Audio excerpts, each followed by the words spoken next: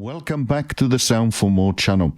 Today I have the pleasure to introduce you to arguments from AudioThing. Before I continue, I would like to remind my viewers to subscribe as it helps with growing the channel.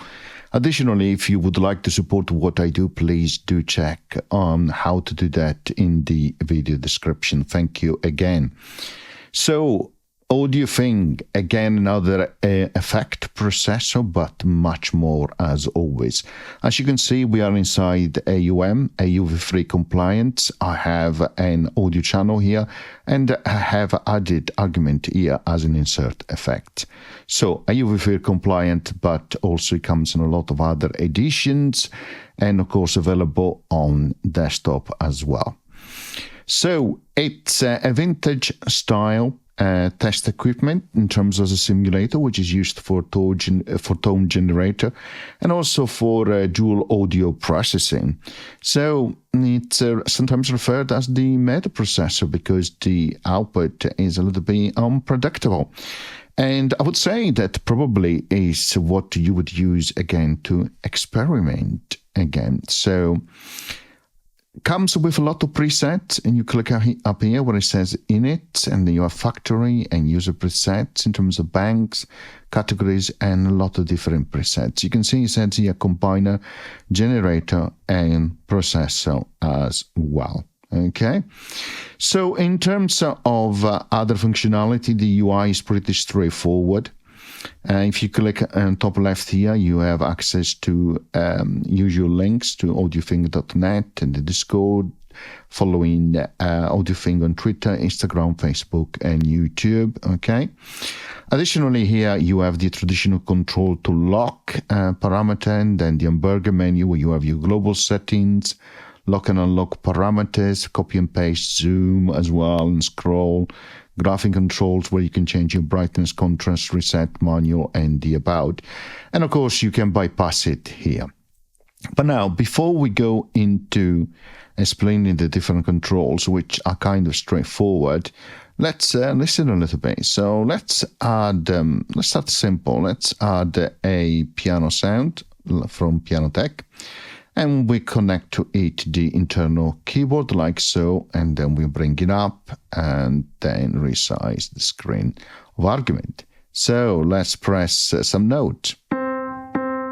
You can see the audio is coming in here, and you see this black arrow. That's your first input A here, but you can also have an input B, which can be either a sidechain or an internal generator.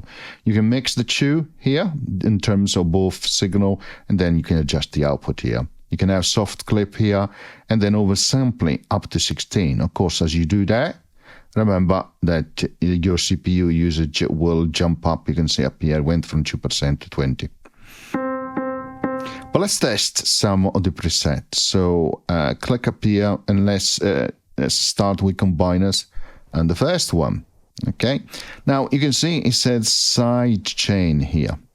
At the moment we have not configured it as a sidechain. In order to do that, close that, create another audio channel. Let's choose another instrument, like for example Atoms from Baby Audios, which is a fantastic sound. Let's connect it to the keyboard as well. And then here, as an insert effect, instead of calling again argument, we're going to multibus audio unit instance, and we choose multibus audio unit instance related to this first instance, the audio channel create. You can see it says 2 here. Okay, so if I was to solo here, and for this channel, you will hear Atom.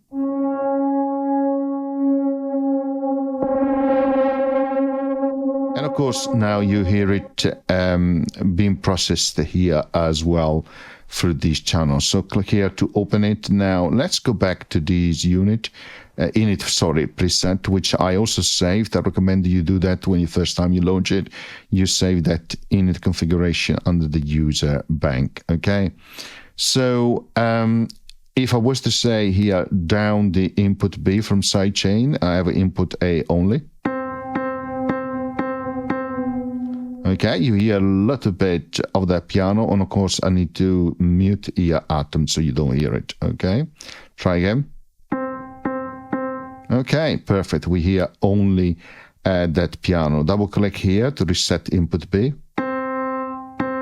Now you still hear only the piano. It's because here you need to choose the argument. It's a dual processor, so you, at the moment it's only output A. You can say output B only. And you can hear see here the dial changing up and moving, right? Okay, so let's try some more presets then. Now that we have set up as a sidechain and we have a piano on input A and also atoms on input B.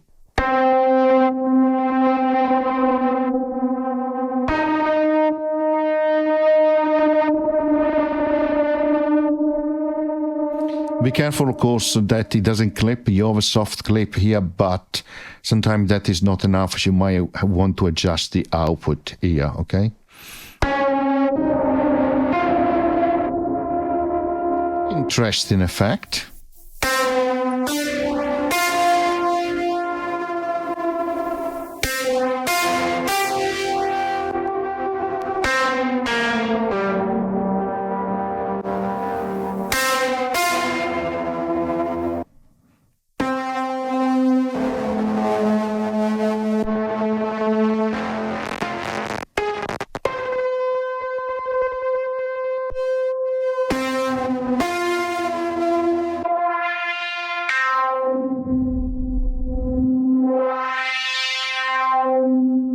You can see some modulation here on the filter.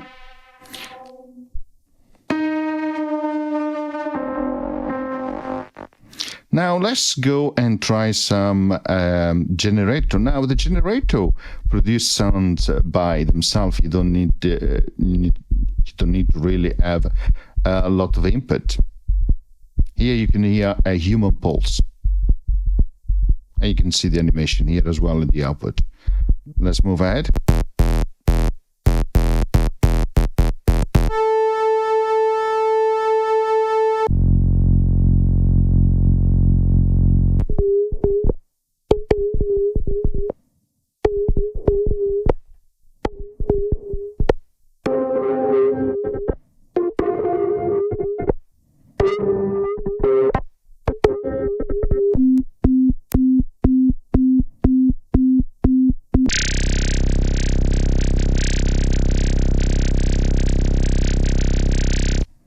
So as you can see, you can use it as a simple generator, hence why the test equipment, okay? But it can be used as a processor. And of course, it really depends on the type of audio you have as an input.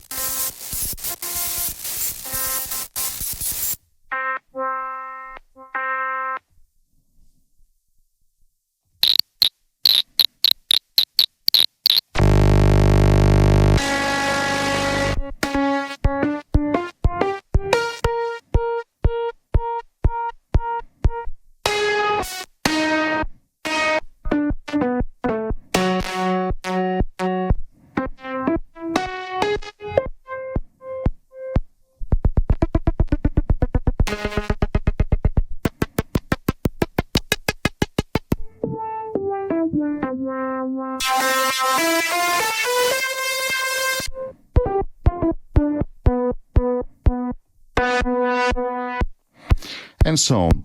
The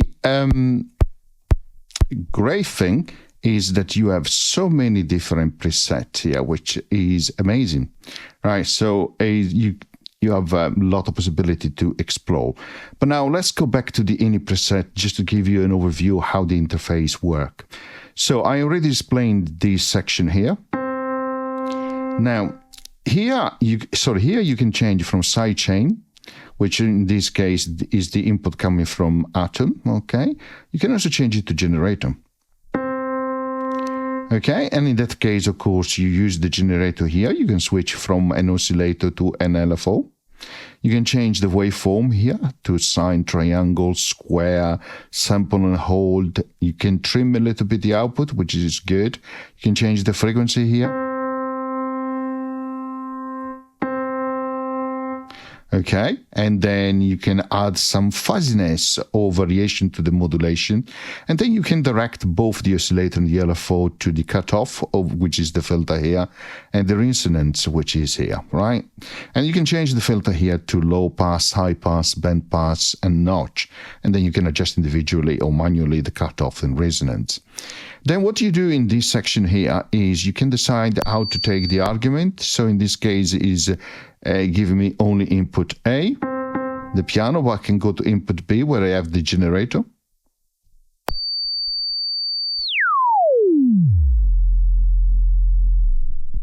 You can hear now.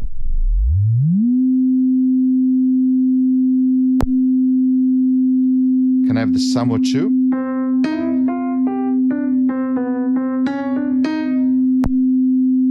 Or other function, A minus B, B minus A. There are a lot of different functions. And then when you have established the argument, you can decide what you do with the as the next step on the function.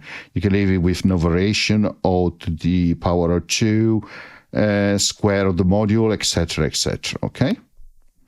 Of course, when you choose, for example, LFO, you can set it here to sync to the host tempo, and then you can decide negatively or positively to influence, for example, the cutoff. And you can see that it's modulating the cutoff now, for which I can change, of course, the speed, like so. And you can do the same on the resonance as well, right? You can see now if it's positive, it's picking up there. And of course,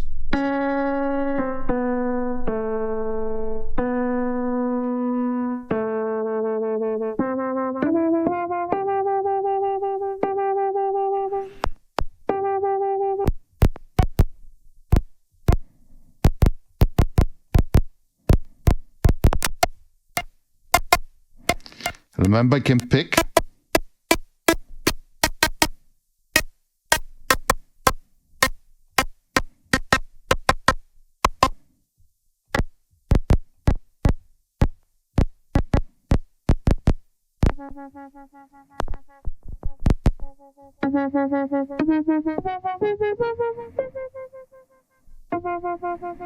I really love the fact that you have a lot of oversampling, but again, remember, the CPU usage is going to go up very quickly. Of course, you don't need to have just a simple synth as an input. You can change that, and you could say you could have a file player, right? And you can bring a song or, for example, a drum loop, like so.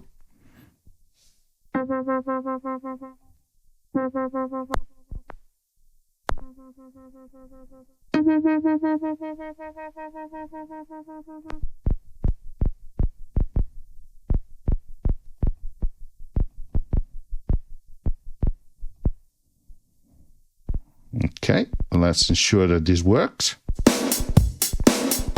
Okay, perfect.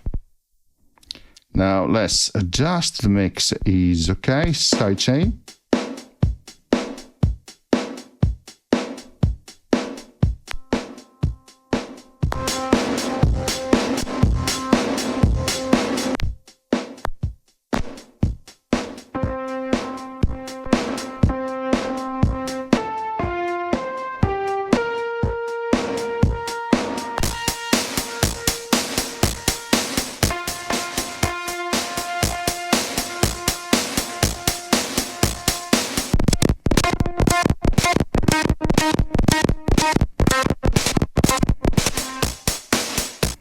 It's nice to see here. I should have mentioned at the beginning, made with handback, and if you click here, you have these interesting modulation on the argument and function.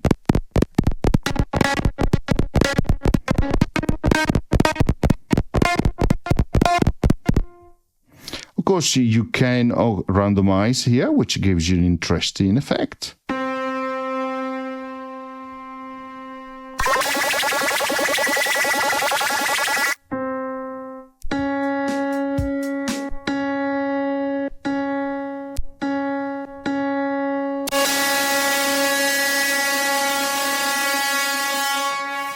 loops, and that is what happens when you use randomization. Of course, you can have problems like that. It can go really, really high and spike.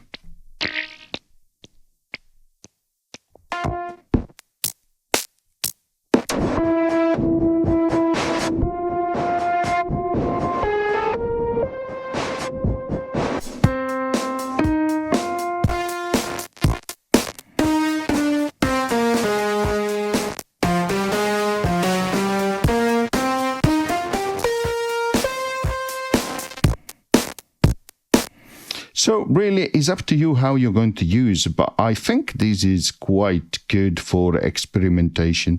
So again, you don't need to have a synth, or like in this case, I'm still using the piano. You could have 2 file players, for example.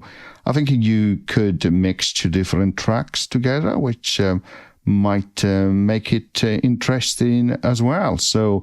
And I think it's really good to create some drums type effect, but I think more for experimentation. As you can see here, audio unit parameter exposed, which I think is quite good as well. The manual, as always, is very comprehensive, explaining all the different functions, which is really good. It's what you expect from AudioThing, with also some example as well. The generator section is what I really love a lot.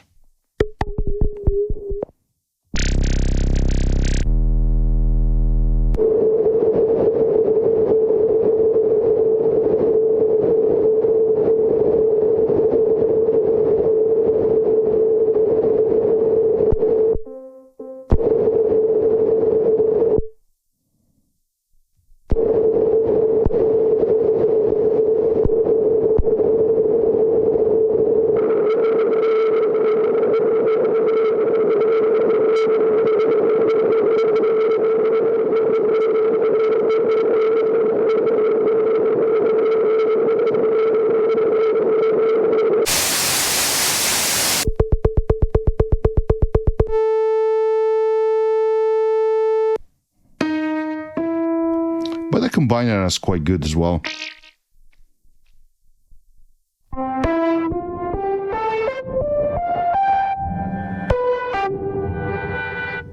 For me, again, is more about experimentation in terms of what you can generate.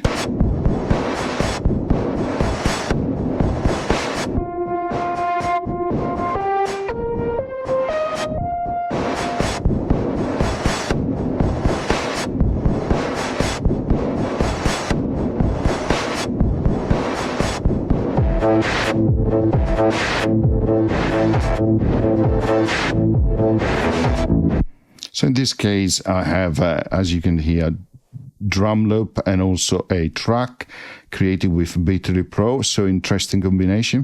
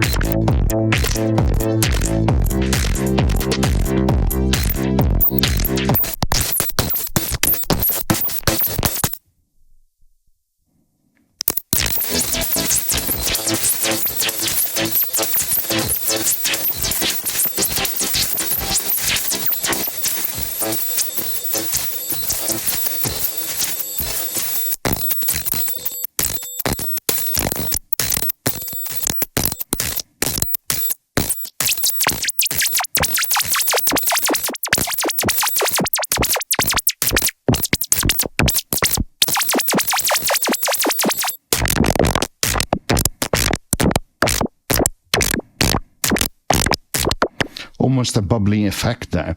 Anyway, I hope you have an understanding or at least an introduction to understand how argument works. So it's really a quite interesting and unique effect. And please do support AudioThing, because they always produce a fantastic app and effects, like in this case, arguments. Okay, thank you very much. See you next time. Bye.